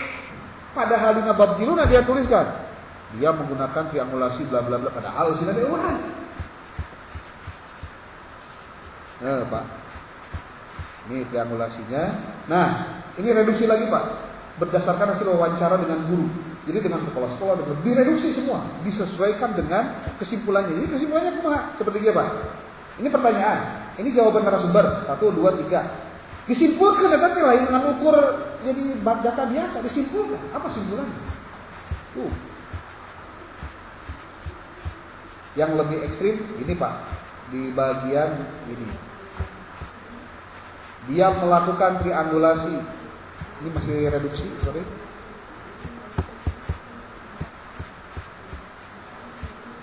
Nah, iya Pak. Triangulasi hasil wawancara dengan melakukan triangulasi sumber, Pak.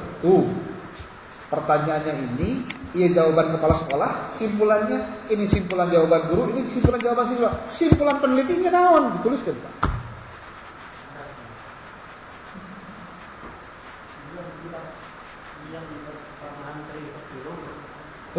Pak. Ini baru triangulasi sumber ya, dari jawaban kepala sekolah, guru dan siswa. Sekarang triangulasi tekniknya, Bapak Ibu. Dia melakukan wawancara dengan observasinya, digabungkan hanya untuk mendapatkan data yang jenuhnya, Pak.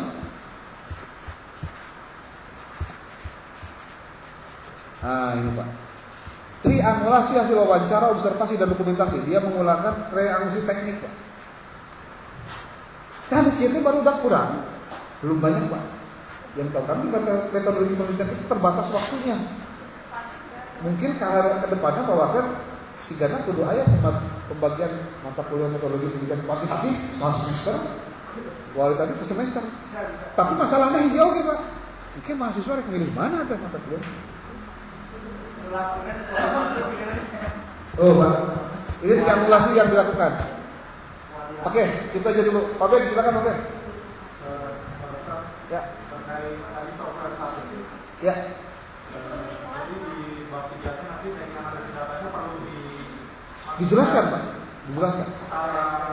proses SSI. Ya, betul. Ya, soalnya kemarin tahun kemarin itu Harus, Pak. hanya manualnya saja. Oke. Jadi, Pak, kalau menggunakan software, maka tulislah detail bagaimana prosesnya menggunakan itu. Nah, nanti hasilnya di sini betul, Pak, di sini sudah. Dan kalau untuk SPSS ke mahasiswa dalam penelitian juga boleh lah, dia dikerjakan oleh tim yang lain, silahkan. Kan itu etikanya begitu. Kalau dia tidak expert tapi dia pengen itu, kenapa tidak? Masuk versi berapa? Dituliskan Pak versi berapa, tahapannya, dan pedomannya dia menggunakan buku apa, itu juga dipakai. Sedikit Pak Direktur. Ya, maka Pak. Yang saya sampaikan strukturan saja kita sebagai pembimbing terkadang tidak punya rujukan. Ya. Ya, yang dianggap valid. Oleh karena itu saya meminta kepada Pak Direktur untuk rujukan pembimbing. Salah satu contohnya ya dari seperti yang baru tadi sampaikan, kalau memang itu dianggap ya dari sempurna gitu. Yang Contoh. yang kedua proposalnya. Ya. Ya. Tadi. Nah itu proposalnya berarti ya mudah-mudahan meskipun kita tidak terlepas dari perbedaan ekspektasi ya. Betul. Ya Pak.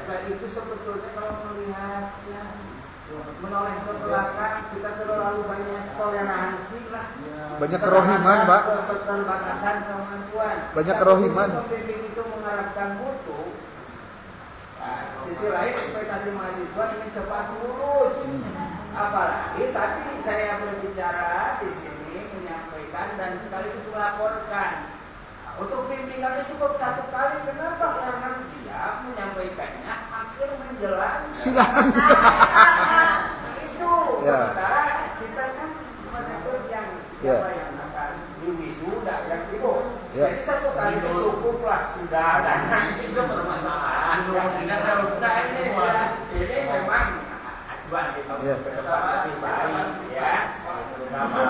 Maka Siap. itu yang bisa saya sampaikan. Oke.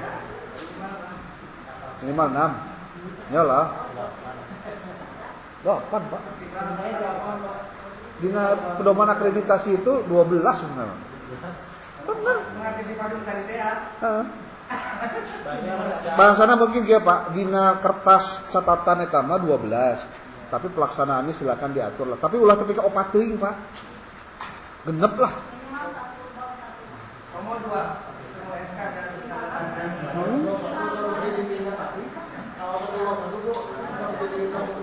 Bapak Ibu, mungkin jawaban ke mahasiswa kieu saya teh di SK-an teh sebagai pembimbing lain penanda tangan skripsi. Ya. Oke, Pak. Waktu sudah jam 11:30 nih. Ya. Cukup. Boleh, saya kirim. Saya kirim nanti di grup biar dibaca. Ya. Bahkan yang kalau mau saya nanti akan menyampaikan contoh skripsi atau tesis menggunakan atlas.ai. Itu kualitatif juga sama. Ya. Oke. Ini kan setelah Jumatan ada lagi. Oh iya, Bapak Ibu. Kita teh belum sosialisasi litab Dimas nih. Hah? Setelah Jumatan? Setelah Jumatan lah ya. Setelah makan. Bu Imas, ayah makan siang? Oh ada Bu. Oh iya benar. Nggak ada makan siang ya, makan nasi ya. Udah. Masuk lagi nanti. Baik Bapak Ibu sekalian, untuk sesi pertama ini dicukupkan dulu sampai di sini. Nanti kita sholat Jumat dan Zuhur terlebih dahulu. Kemudian makan. Nanti masuk lagi pukul Setengah 2 lah. 2. Oh iya, pukul 13.30 20.30. Hanya setengah jam lah, lama-lama setengah jam aja. Karena untuk menjelaskan terkait penelitian Intabimas yang ada di PME. Walaupun websitenya masih maintenance, belum bisa dibuka. Mungkin saja kita tutup dulu sesi ini dengan bacakan doa bersama-sama.